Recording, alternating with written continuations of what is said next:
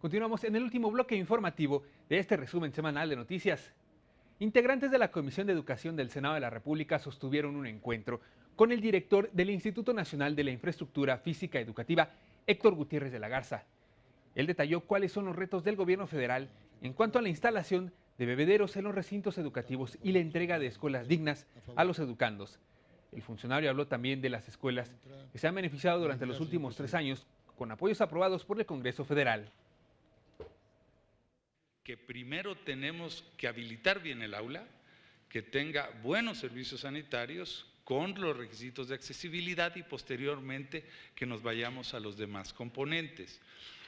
Este apoyo que hemos recibido del Congreso de la Unión nos lleva a que en los últimos 3 años hemos podido beneficiar a 10,750 escuelas.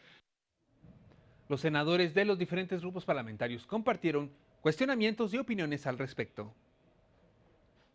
Yo le preguntaría, creo que queda muy corto la meta de 40,000 bebederos, sobre todo sabiendo que tenemos 207,000 escuelas solamente a nivel básico, escuelas públicas, 207,682 en el país. Y valoro mucho que haya en el programa de escuelas dignas un esquema para priorizar las necesidades. Me parece que teniendo esta información también a nosotros cuando acuden los planteles o los padres de familia nos permite tener elementos para decir por qué sí se va a dar prioridad a una petición. Que para que verdaderamente el sistema educativo nacional pueda dar un salto hacia la modernidad y hacia alcanzar la calidad educativa que plasmamos en el tercero constitucional, el gobierno primero tiene que declarar a la educación una prioridad nacional. Funcionarios de la Secretaría de Agricultura, Ganadería, Desarrollo Rural, Pesca y Alimentación se reunieron con el cuerpo técnico de la Comisión de Agricultura y Sistemas de Riego, esto con objeto de analizar los recursos que el presupuesto de egresos de la Federación para 2016 contemplan en el sector primario, particularmente en el tema de las plagas.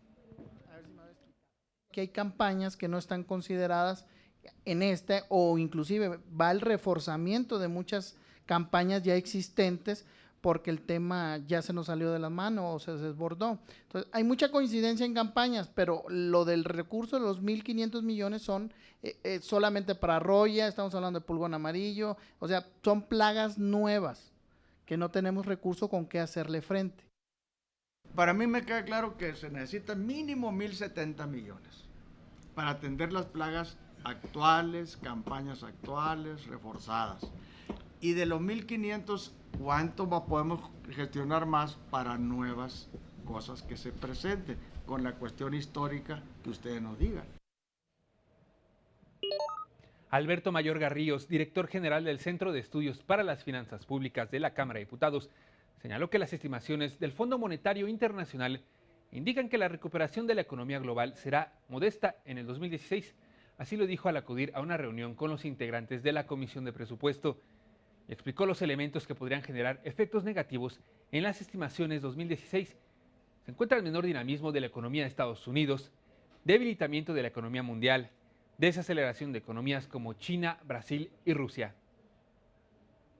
Existe la posibilidad de que haya una elevación de las tasas de interés de referencia que podrían tener un impacto en las tasas de interés nacionales y esto también pues provoca incertidumbre.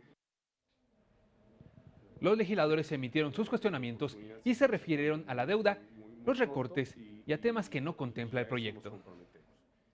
Una respuesta en este momento, entiendo que hay que hacer un análisis más detallado, pero exhorto a que a más tardar lunes o martes de la próxima semana podamos tener estas respuestas con el objeto de prepararnos para que partamos de la misma realidad.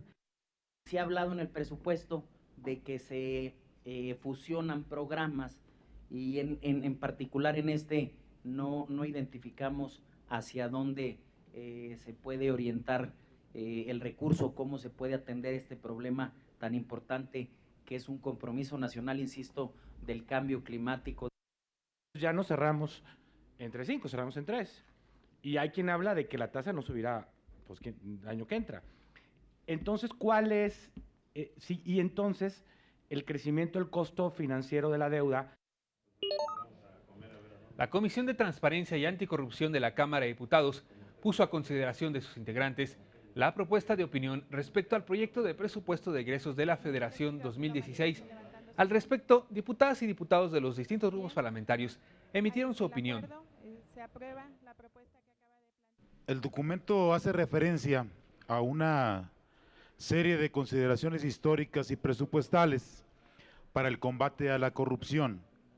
Concluye que en general hay recursos presupuestales, no en la medida de lo deseable, pero sí estimula el compromiso institucional para seguir fortaleciendo los trabajos de transparencia y el combate a la corrupción.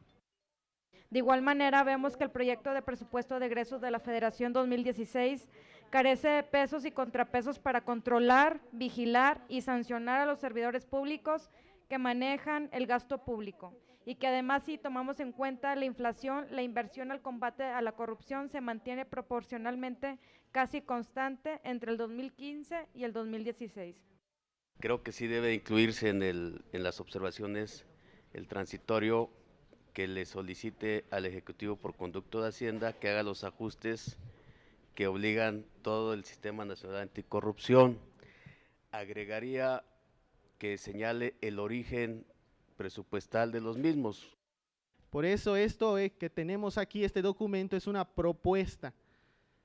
Y qué bueno que los grupos parlamentarios hoy están expresando sus comentarios acerca del documento, que nos hicieran llegar sus comentarios en el tiempo en que la presidencia pues les está proponiendo.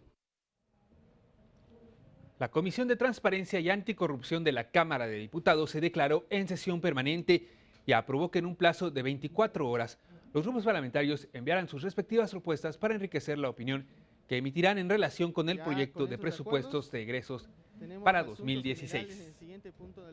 La Comisión Especial para dar seguimiento a los hechos ocurridos a alumnos de la Escuela Normal Rural Ayotzinapa se reunieron en el Palacio Legislativo de San Lázaro, donde se acordó la creación de 2 subgrupos, el primero de ellos dedicado al seguimiento a las víctimas y reparación de daño, y el segundo será encargado de la información proporcionada y el seguimiento de proceso.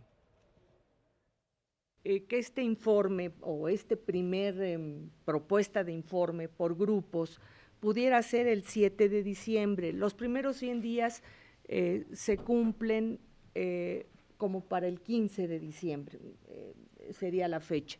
Entonces sería importante ir teniendo ya este reporte de primeras observaciones, saber si podemos como comisión tener consenso. Quizá para la siguiente reunión traer en concreto los objetivos, las líneas de trabajo, presentarlas ante la comisión para su aprobación en pleno, y entonces ya sobre esa guión elaborado de cómo avanzar en los temas, poder presentar los avances de los primeros 100 días. Que también pidamos, se investigue con toda precisión quiénes están impidiendo que esta comisión y otras instancias de gobierno se reúnan con los padres de familia, se reúnan con los padres de las víctimas. También las y los diputados pidieron realizar reuniones con el objetivo de hacer un balance sobre los trabajos realizados por los integrantes de esta instancia legislativa. Senadores y representantes diplomáticos de países de Asia inauguraron en la Cámara Alta la Semana Cultural de la Asociación de Naciones del Sudeste Asiático, ASEAN por sus siglas en inglés. El senador Teófilo Torres Corzo se refirió a la importancia de esta región en el ámbito global y su relación con México. El interés de México para trabajar de manera más cercana con la ASEAN es de destacar, a fin de estrechar lazos en áreas de interés mutuo como el comercio, las inversiones, la infraestructura, la educación, el turismo, la cultura y los deportes, entre muchos otros asignaturas. Por su parte, el embajador de Filipinas y representante de ASEAN en México se refirió a las ventajas económicas de este conjunto de países. Como unidad, ASEAN será la novena economía más grande del mundo. El tamaño de su mercado combinado se equipara al de la Unión Europea. Juntos, el desarrollo de nuestros países constituye una de las regiones con mayor índice de crecimiento en el mundo actualmente.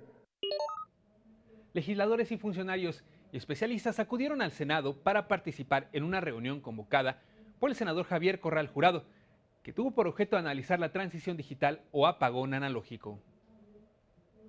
¿Cómo afectaría a la competencia en televisión abierta del sistema digital? ¿Cómo a la televisión por cable? ¿Cómo a la cobertura de los contenidos en términos de diversidad y competencia? Estas son las preguntas, estos son los asuntos que un grupo de senadores nos hemos planteado. Los participantes intercambiaron puntos de vista sobre la posibilidad de aplazar el apagón analógico. Antes que nada, por supuesto, debemos ya dejar a un lado, de una vez por todas, la pretensión de que este país solo puede transitar hasta que tengamos el 100% de penetración. No existe en ningún país del mundo ningún límite, ningún umbral que se haya establecido en el 100%. Y hay una larguísima lista de países que se han apagado desde 85% hasta 90%. El tema de los que se quedan sin servicio, que los términos de la reforma no nos permiten conocer y atender, es un tema de la mayor seriedad al que el Congreso de la Unión le deberá dar la atención que corresponde. Porque entonces se trata, en mi opinión, de hacer un ponderado balance entre, por un lado, la legítima preocupación por la afectación a millones de familias. Más que pensar en retrasar, lo que deberíamos estar pensando es qué tenemos que hacer para garantizar llegar en tiempo y forma al cumplimiento de la Constitución. Y me parece que este tipo de discusiones tienen que darse de manera abierta, franca. En la Cámara Alta se inauguró la Semana Nacional de la Ciberseguridad, evento que tiene por objeto analizar propuestas legislativas sobre tipos penales de delitos cometidos mediante tecnologías de la información y comunicación. En el Senado de la República estamos dispuestos a poder coadyuvar con este combate a este tipo de delitos y a que la ciberseguridad de nuestro país pues empiece a ser una realidad, diría yo, que vaya un poco más allá de las capacidades que actualmente tiene el Estado mexicano.